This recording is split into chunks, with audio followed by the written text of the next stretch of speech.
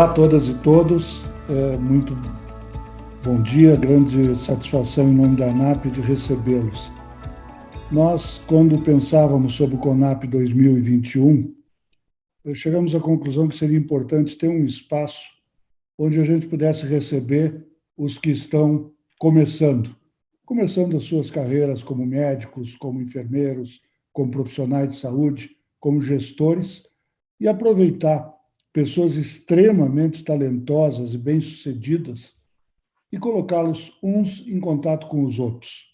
Seguramente referências da medicina, da gestão, que têm enorme prazer em transmitir experiência e transmitir conhecimento. Hoje é uma pessoa muito especial. A Denise Santos é uma engenheira que se tornou uma referência como gestora em hospitais no Brasil.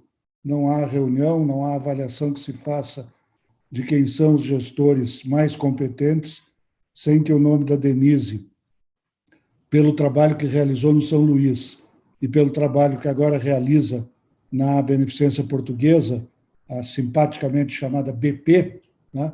A Denise é uma referência para todos nós. E aqui dentro da ANAP, ainda mais porque ela sempre encontra tempo, foi nossa head em questões de compliance, tem uma participação muito ativa aqui dentro. Então, queria agradecer em nome da ANAP, Denise, pela tua presença e te fazer uma primeira provocação.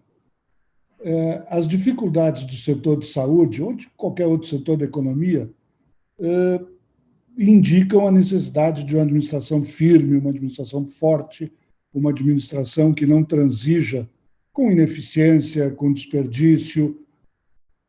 De outra parte, especificamente a administração de um hospital e de área de saúde exige um enorme olhar, às vezes compassivo, às vezes de compaixão, às vezes de empatia, porque afinal não é uma relação comercial ou empresarial comum.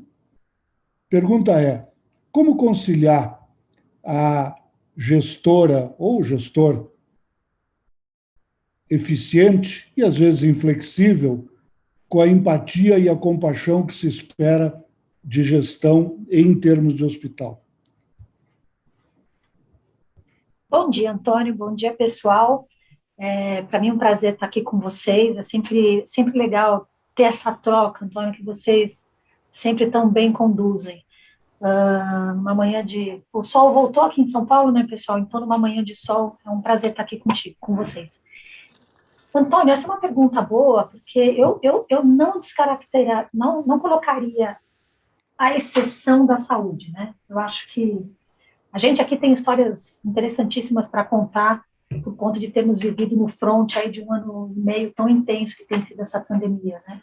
Mas no final do dia, na área da saúde, a gente tem o privilégio de cuidar de gente.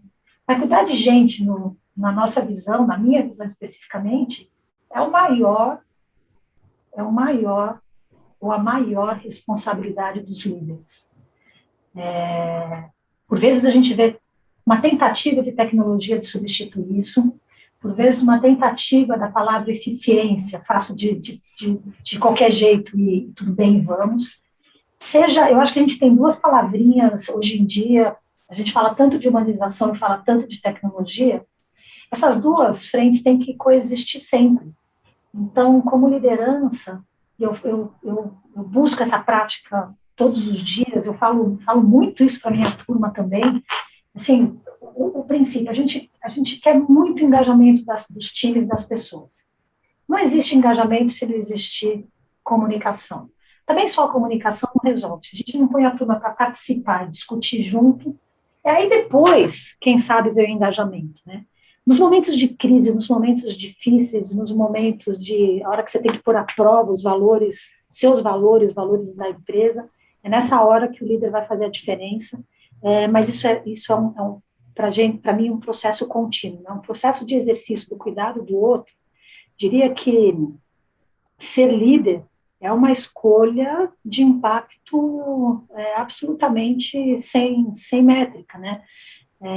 A gente é uma doação da sua real escutativa, do seu real desejo de ajudar e transformar as pessoas, de estar aberto para essas mudanças. A gente costuma dizer, no mundo que a gente vive hoje, a mudança, que é uma constante, talvez não seja o maior problema. O maior problema é a transição até chegar à mudança. Como você leva as pessoas nessa transição num processo de, não só de equidade, né, considerando tudo que está à nossa volta, né, diversidade, pluralidade, desejos.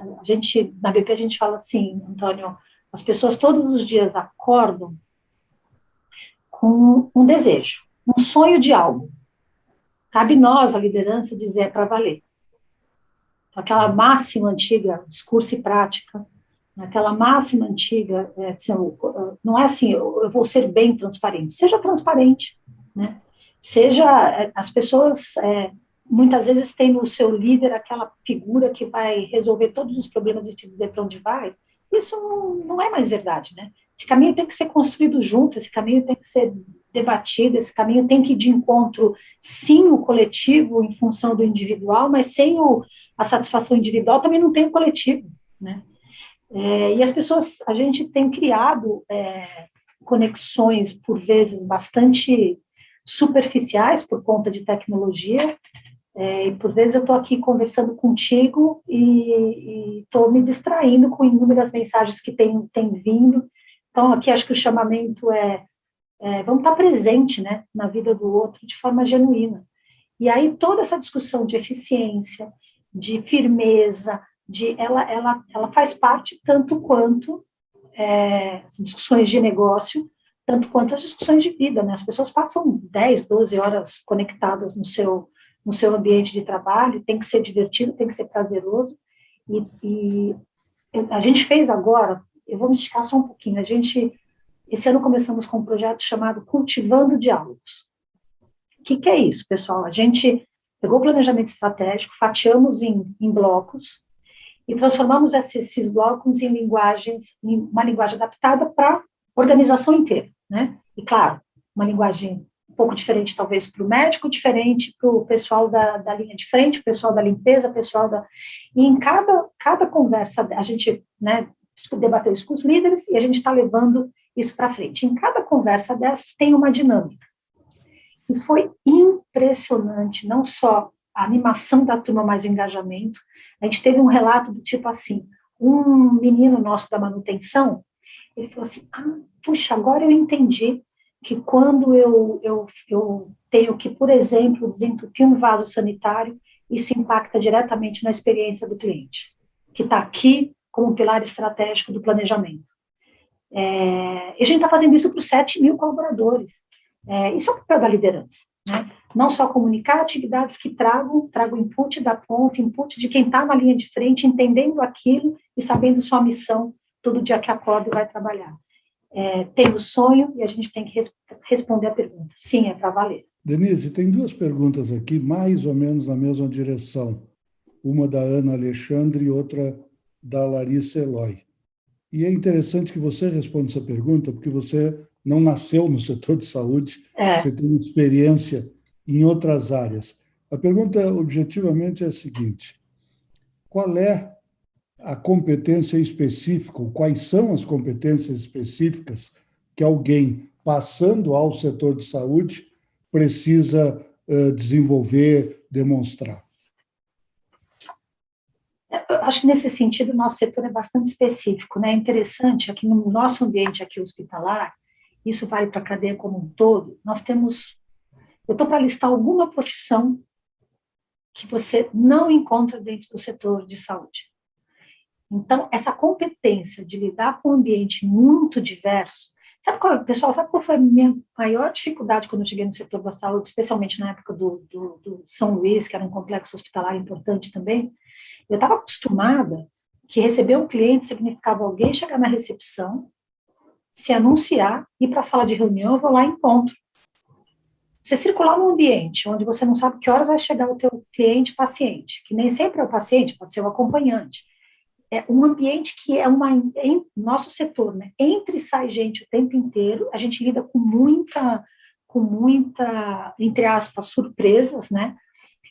foi o processo mais difícil, né? Você está com o seu cliente o tempo inteiro. Aliás, no nosso caso, a gente vai embora para casa e o cliente dorme lá. E a gente não sabe se vai dormir no outro dia de novo e quem é que está entrando enquanto você está dormindo. Então, esse olhar para o cliente, não só paciente, não é só de vez em quando, ele é assim, mandatório. Quando eu falo dessa questão da diversidade, não estou falando só de gênero e idade, é uma diversidade de profissões, uma diversidade, costumo dizer, no nosso setor a gente encontra muito facilmente um mini Brasil, então a gente lida com as questões de Brasil sociais, com as questões econômicas, então essa visão ampliada, não só de negócio da saúde, mas do que está em torno, né? A gente fala de uma atividade, de um tema essencial para a população, então acho que isso também, essa visão é muito importante. Como se faz isso? Quanto mais estiver aberto para ouvir, conhecer e olhar setores que fazem parte desse ecossistema é muito relevante, né? Então, eu diria que esse olhar para a diversidade, esse olhar para cliente, essa proximidade do público, saúde é serviço na veia, assim, é excelência de qualidade, olhar a eficiência, quando a gente fala em eficiência no nosso setor, que em outros, eficiência é igual a redução de custos, nosso setor eficiência é realmente garantir o melhor serviço, com a melhor qualidade, com o melhor recurso possível do ponto de vista custo-benefício, né?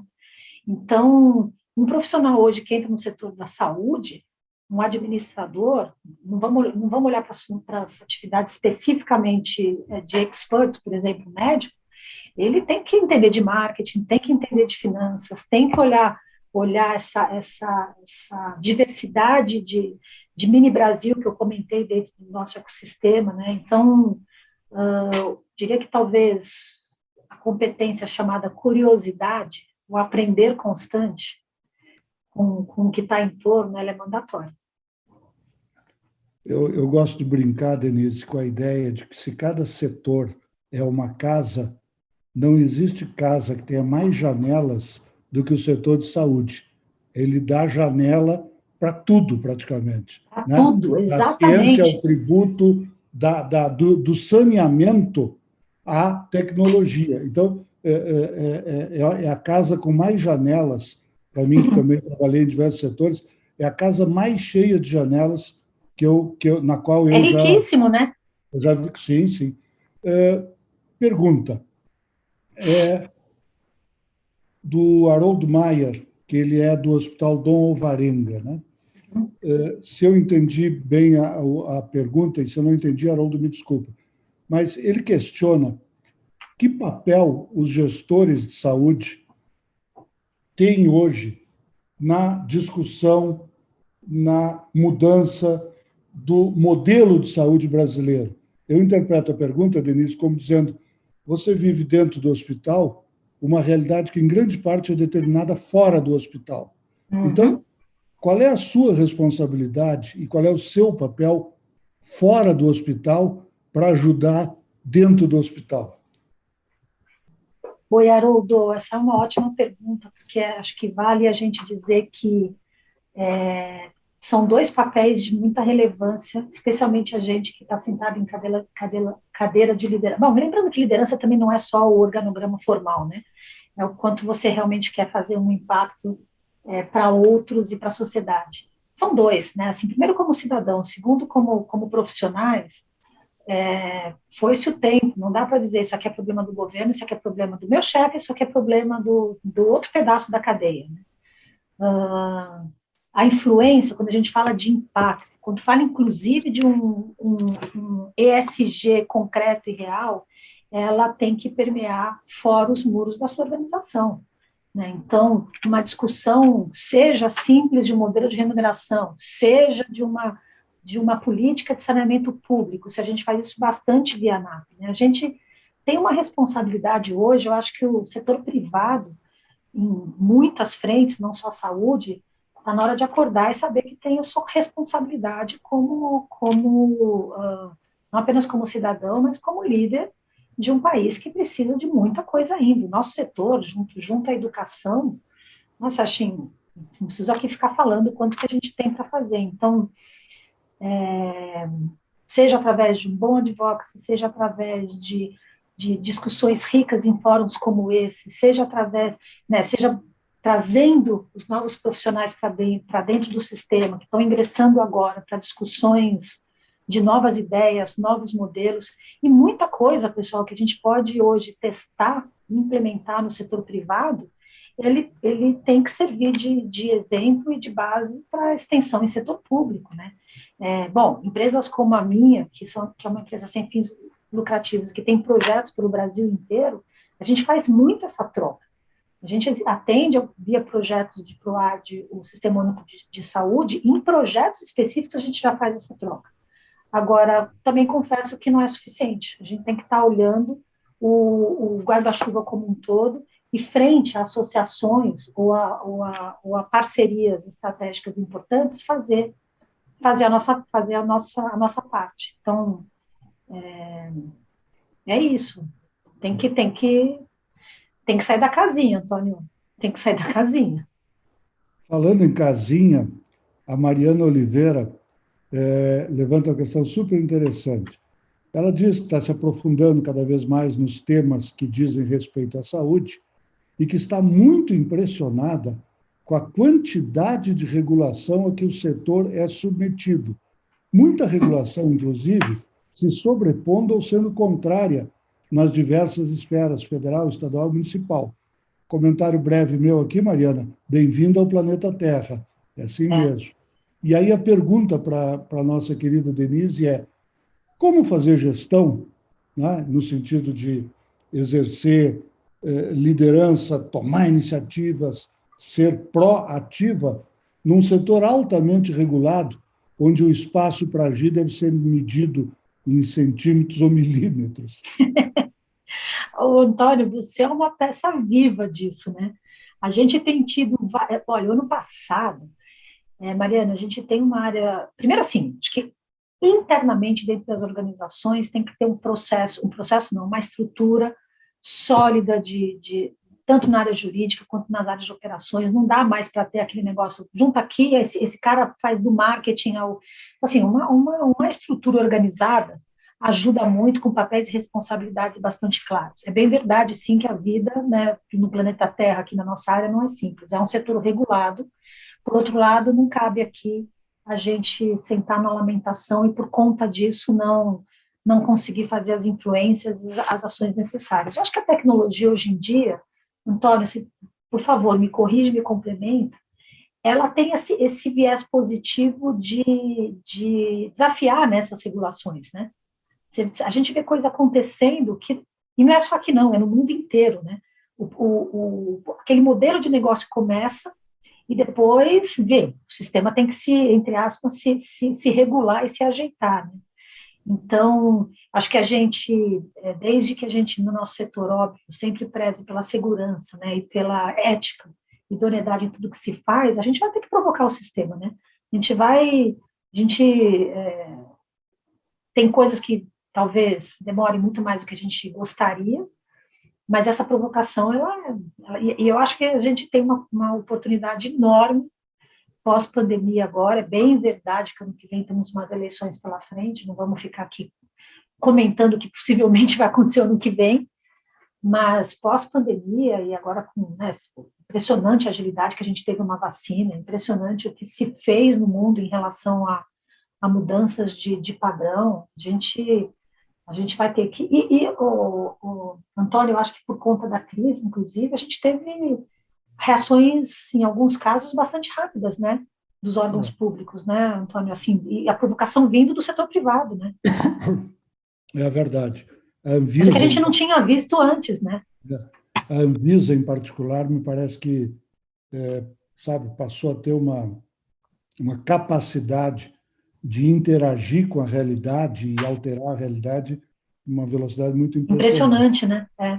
Então, a gente tem que aproveitar esses momentos de crise, que as oportunidades vêm, e não... Eu vejo dentro de casa, Mariana, a gente tem processos que a gente mudou, nada a ver com regulação, que né, nós nos perguntamos, gente, por que a gente não fez isso antes? Aí até junta com o tema de desperdício, que a gente pode falar um pouco mais para frente, Mas por que a gente não fez isso antes, né? Então, é a iniciativa com a acabativa, gente. A gente tem que se posicionar e tem que seguir naquilo que é disruptivo mesmo. Pergunta, provocando aqui a questão de tecnologia. Muita tecnologia, isso é muito bom, mas isso custa muito. Como, Uhum. então, conciliar a necessidade de incorporar e, de outra parte, a necessidade de continuar com as contas em dia? Qual é o tamanho desse desafio para ti e para vocês? Esse é um bom desafio, né? Eu acho que o maior desafio é você ter clareza de um plano de transformação digital adequado. A gente tem feito a transformação digital na BP nos últimos 6, 7 anos, e é um plano, assim, realmente, você não consegue fazer tudo aqui agora, os recursos são, e não são só recursos financeiros, né, eles são finitos. Eu vejo que essa falta de planejamento, eu vejo em muitos lugares, gente, e nós estamos falando em operações hoje que são operações, entre aspas, riquíssimas de dinheiro, que não se fez o estruturante antes, e a ideia, com base nesse estruturante, realmente seguir para inovações mais disruptivas. Muitas empresas passam direto para as inovações, não tem estruturante, aí tem problema de segurança de infraestrutura, ataques cibernéticos. Então, assim, a formalização de um plano e a incorporação de tecnologia não são só sistemas, falo, por exemplo, dos equipamentos médicos também. Então, dentro e aí começar a definir o que realmente é essencial, os desejáveis, enquanto na linha do tempo, planejar como é que vai ser como que seria, né, a captação desses recursos financeiros, seja e a gente percebeu que tem muita coisa hoje, Antônio, que é possível fazer com parcerias, inclusive com as grandes de tecnologia, né? A gente fez lá atrás, nossa primeira iniciativa de inteligência artificial com a IBM foi uma parceria com custo absolutamente reduzido. Por quê? Porque nós, como tomadores de dados, num volume incrível, e todos os hospitais têm isso, a gente aporta muito conhecimento de como, inclusive em curadoria de projetos que são importantes para as áreas de tecnologia. Então, um plano, assim como um capítulo do seu plano estratégico, dedicado ao planejamento digital é importante. E aí, como conseguir os recursos? Bom, aí N maneiras, inclusive endividamento, que dentro de cada companhia tem que ser discutido. Mas sem plano fica difícil, porque tem que priorizar. Nunca vai ter recurso para tudo a hora que se quer. Eu espero que o Diego Dottoli tenha se sentido atendido também, porque a preocupação dele era sobre questão digital. Vamos para um assunto super simpático. Eu estou, Deixa eu obviamente. só complementar uma coisa, Antônio, Oi, mas sem sim. esquecer que essa questão da transformação digital, ela passa por uma discussão de cultura também. Não adianta colocar a tecnologia e não trabalhar a gestão de cultura também digital no processo, que vai em todos os níveis da organização também. O assunto que eu digo que é simpático, entre aspas, é como manter finanças em dia. Então, são três perguntas aqui. Houve um aumento expressivo de custos de insumos e medicamentos. O que isso vai trazer ou está trazendo para o setor? A lembrança de que a Denise assumiu a beneficência quando ela passava por uma situação financeira difícil, conseguiu reestruturar, reerguer. O que ela aprendeu e ensina ou divide sobre a experiência na beneficência do ponto de vista da reestruturação financeira? E, por último, a Ingrid, cadê a Ingrid? Está aqui. Um pouco qual a sua perspectiva, né? Onde a gente vai parar com o aumento crescente nos custos da saúde, desperdício e a necessidade que você levantou maravilhosamente bem de entender que cortar custos não tem nenhuma dificuldade. Só que o setor de saúde não tem que cortar custo, ele tem que aumentar a eficiência. Significa reduzir custos sem perder qualidade. Então, eu te deixo provocações sobre a beneficência, sobre custo e desperdício e, enfim, que papel isso está, que rumo isso está tomando. Olha, pessoal, na BP, anos atrás, a gente passou mais de 10 anos, quase 15 anos, fazendo resultado negativo. Aí vocês me perguntam, como é que não fechou, como é que não quebrou? A BP esse ano faz 163 anos, e é claro, uma empresa mais de um século e meio de idade, teve muitos momentos de inovação. Ninguém vive um século e meio sem ser uma empresa que se reinventa o tempo inteiro. A gente, ao longo do tempo, fizemos muitas coisas interessantes, e a gente tinha um colchão financeiro bem interessante quando eu cheguei. E o que acontecia lá atrás, se pegar até 2008, eu cheguei em 2013 para 14, até 2008, 2009, você tinha uma taxa de juros alta no país, então todo aquele dinheiro que a gente tinha aplicado no banco tinha uma receita financeira, rendimento das aplicações, que cobria a nossa ineficiência operacional. Lá no última linha, lucro líquido, ou empatava ou dava um pouquinho positivo, mas viver de receita financeira, uma hora esse dinheiro, obviamente, vai consumindo do caixa. Quando lá atrás os juros, em 2008, 2009, sei lá, bateu 7,5%, imagina, a gente foi muito menos do que isso recentemente, a turma ficou desesperada, peraí, não dá. No primeiro processo de reestruturação, eu cheguei em 2013, 14, e aí a avaliação de como que a gente retoma o resultado, ela passa por duas, entre aspas, simples linhas, que é o ciclo de receita e o ciclo de custo. Mapeamento de processo, identificação, nós trabalhamos muito forte em reestruturação de todos os nossos contratos, tanto com clientes quanto com fornecedores, contratos desatualizados, com reajustes desatualizados, então muitas vezes até hoje, né, a gente briga muito, o gestor do contrato, ele tem que realmente dominar o contrato e cuidar dele como se fosse a sua empresa. Falo isso de um contrato, e cada vez que você vai assumindo mais áreas, isso vale para o componente maior. Mapeamos os processos internos, e aí, com isso, só de cara, você encontra uma série de ineficiências, de retrabalhos, e é um processo que não acaba nunca, né? A gente estava agora discutindo para o plano dos próximos 10 anos e orçamento do ano que vem, como é que nós vamos trabalhar a eficiência no que vem, sabendo que ao longo do tempo, se você não cuida dos processos, essa coisa vai se perdendo no meio do caminho e vem aí o tal famoso desperdício. Vou usar uma palavra forte, atenção para o que para sacanagem, essa palavra forte, também tem que estar atento, né? Então, como eu disse, né, nós estamos num setor que é um entra-sai enorme. Vou te falar, Antônio, não me orgulho de dizer isso, mas a gente colocou números do começo do ano, mais de 40 equipes médicas para fora do hospital, por práticas que eu não gosto que eu não me sinto nada orgulhosa em comentar. Então, estruturamos uma área de compliance, estruturamos um canal confidencial, estruturamos uma auditoria interna que olhe para essa perda desses fluxos, colocamos controles. Aí a tecnologia veio muito ajudar, quando a gente conseguiu digitalizar o hospital inteiro, os controles ficam muito mais real time, né? Muito mais tempo real.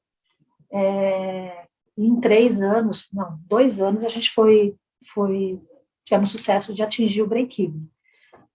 Uma coisa que foi importante na época, pessoal, a gente desenhou o nosso primeiro lá atrás plano estratégico, era um plano de 3 anos, nem dá para dizer que é de longo prazo, a gente tinha que salvar, né, a BP. A gente criou que a gente chamava, a gente tem até hoje, né, o escritório de projetos, um PMO. Naquela época, claro, tínhamos os projetos para entregar, para chegar nas nossas metas de recuperação, mas o mais importante era fazer pessoas de áreas diferentes trabalharem juntos e olhar o fluxo todo. É comum encontrar em ambientes hospitalares, cada um cuida do seu pedacinho e acha que, no final, 1 mais 1 só é igual a 2 se tiver o mais no meio, o sinal de igual. Senão vira 11.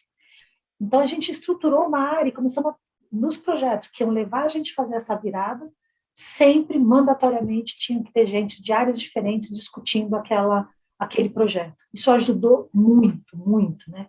Cada um começar a olhar o que está vindo da fronteira do outro e o que vai entregar para o outro. A gente tem hoje já um plano de BP 2030, que a gente chama, um escritório de projetos que estrutura os projetos estratégicos, sempre com pessoas sempre multidisciplinar. O nosso, entre aspas, né, controle, todo mês a gente discute os indicadores estratégicos, mensuramos. Muito simples, gente. Se o indicador está fora da meta, pode ter duas. Ou a gente escolheu o projeto errado, ou simplesmente a gente não fez nada. Então, claro, estou simplificando, essa discussão acontece, eu participo todo mês com a liderança da ABP, somos em quase 100 pessoas, a cada 3 meses a gente faz o que a gente chama de reunião de negócios, que a gente olha o trimestre e olha o final do ano, e a gente fica reunido um dia inteiro, nem na pandemia a gente parou, transformamos essas reuniões de 100 pessoas em reuniões virtuais, e isso vai ajudando muito a gente corrigir o rumo de forma muito, muito rápida, né? Então, eu acho que você deve ter conseguido contar um pouquinho do que a gente tem feito. É isso, Antônio. O Rafael e a Gabriela provocam para um tema que está na moda, que é essa repetição quase cansativa de que a forma de remuneração dos hospitais por fee for service é desatualizada, incorreta e etc. E te questiona sobre como eles te questionam sobre como você vê a efetividade ou quanto efetiva está sendo a implantação dos novos modelos de remuneração, não apenas no BP, na BP, mas no setor, e se você se disporia a contar algum case que mostra o sucesso de algum desses possíveis novos modelos de remuneração. Olha, antes de a gente falar de modelo de remuneração, eu queria tocar num ponto que acho que é importante, e o nosso setor vive isso. Acho que, de uma maneira geral, a humanidade vive uma crise de confiança, né? Quando a gente fala fee for service, a questão talvez não seja o fee for service, né, Antônia? Como é que foi aplicado isso ao longo do tempo, né? Tal da previsibilidade é natural em qualquer setor que você pague pelo aquilo que você compra. Concorda? Natural. Comprei uma maçã, vou pagar pela maçã. Nosso setor é o único que a gente compra uma maçã e recebe 3/4 de maçã, porque 1/4 não era bem a maçã que a gente combinou, enfim. Então, acho que a gente restabelecer um cenário de confiança é mandatório, coisa que talvez acho que no nosso setor, não sei se eu não vivi esse momento nos últimos 10 anos. E aí essas novas modelagens de remuneração, acho que ela vem de encontro a isso. Como é que o tal da previsibilidade é a gente garantir, ter a confiança de aquilo que a gente está combinando e numa forma de padrão de protocolos bastante adequada, vai entregar no final do dia com melhor desfecho, com melhor qualidade, enfim. Eu acho que isso é uma chave que a gente tem que virar. Se eu considerar hoje na BP, a gente vai terminar 2021 com 60, eu estava discutindo esse número ontem, com 63, quase 64% da nossa receita em modelos diferenciados. Até pouco tempo isso era 20%. Então, a gente fala, vou dar um exemplo que até recente, hoje nós estamos indo para o 4º ano do nosso centro de transplante de medula óssea. Uma estrutura, assim, de primeiríssimo mundo, espetacular. Fizemos uma ampliação agora de leitos recente, tem 2 meses. Desde o momento que a gente inaugurou o centro de medula óssea, a grande preocupação era o custo do tratamento, porque vocês sabem que um tratamento de medula óssea é um tema que também depende da reação do paciente ao tratamento. Antônio, a gente fechou, nos últimos 2, 3 anos, esse processo de transplante de medula óssea totalmente previsível. A gente teve pouquíssimos outliers, com preço fechado, empacotado, com métricas de risco entre nós e a operadora, e tem funcionado super bem. Nós estamos falando de altíssima complexidade. Fala, pô, mas como é que foram com as equipes médicas? As equipes médicas têm que fazer parte dessa conversa desde o primeiro momento que a gente senta para modelar o produto. Claro, a gente acabou reduzindo isso a equipes específicas, e uma máxima que a gente fala desde criança, né, o que é combinado não é caro, né?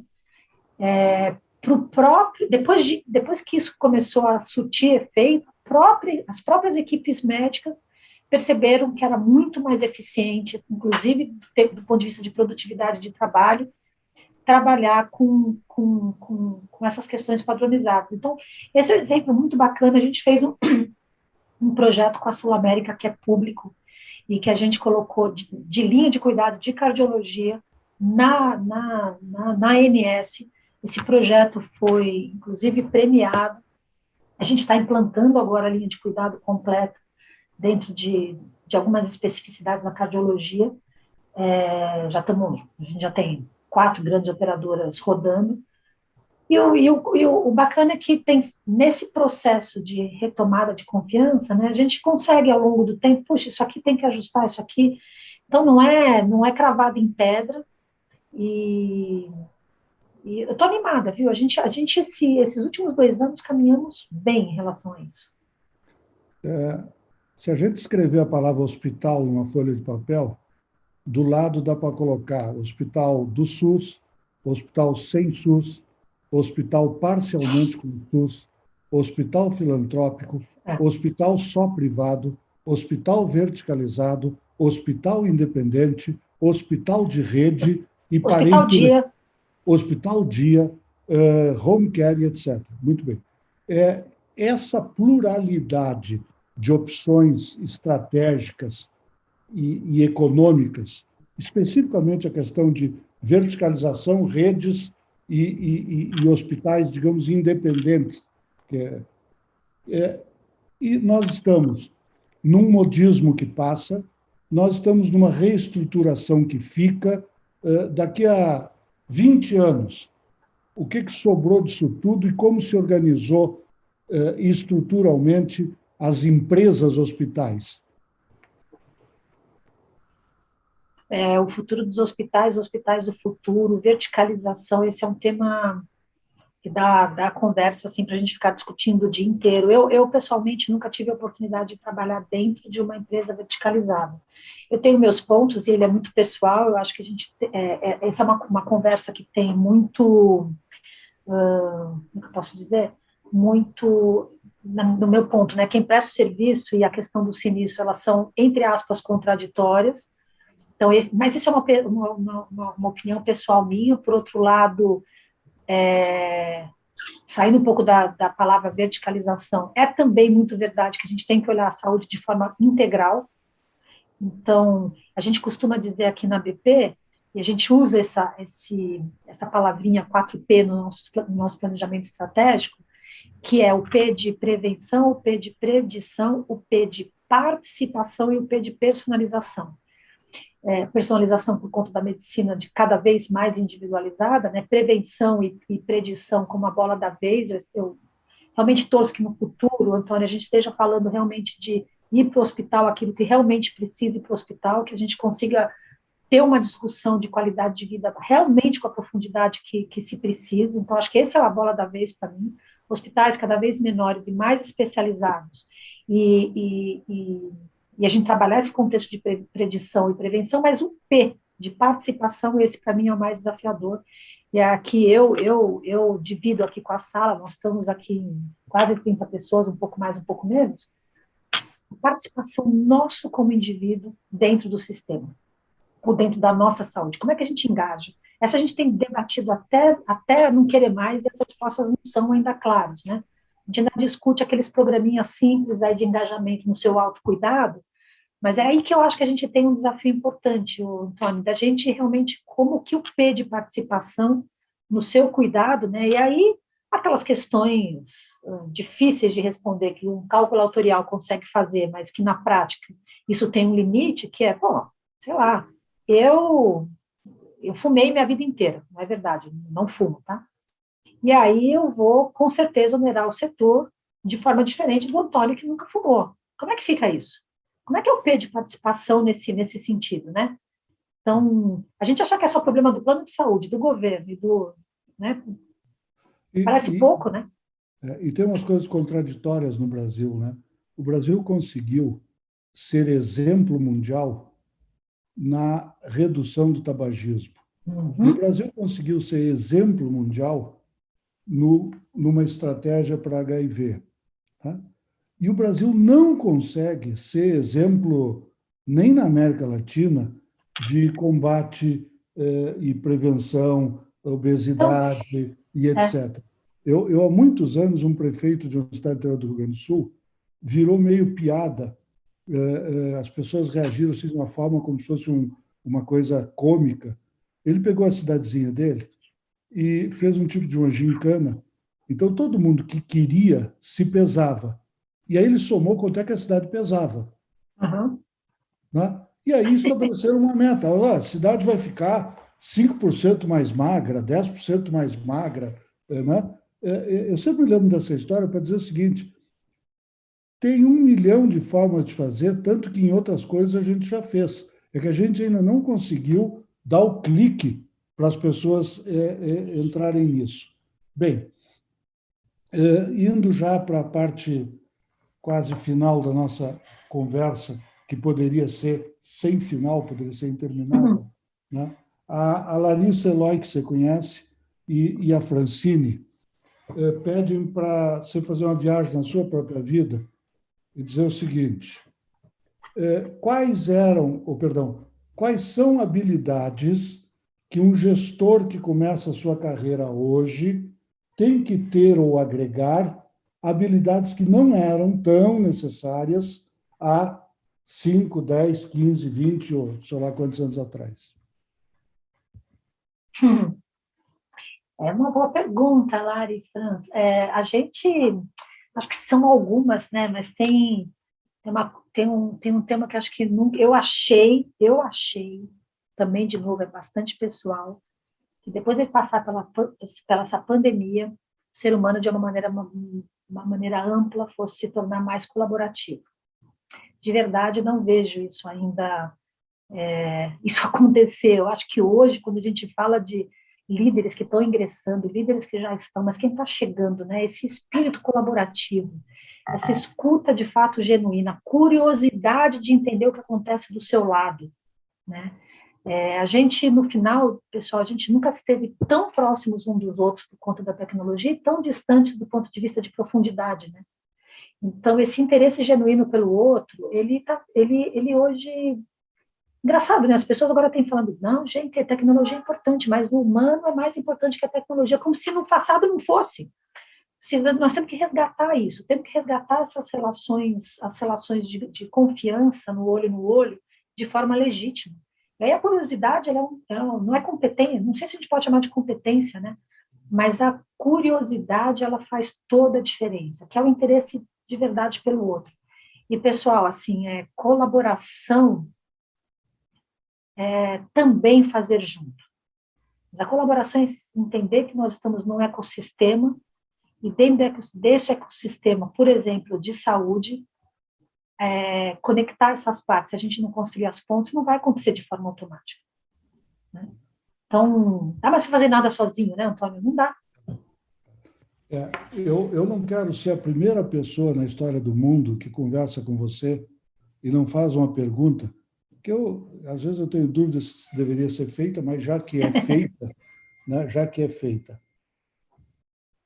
A Denise é um bicho estranho, como se diz na minha terra, porque é uma mulher mandando, na linguagem machista Mas as antiga, mulheres mandam, Antônio. Vocês não entenderam isso ainda, não? na minha casa, pelo É menos. assim, é.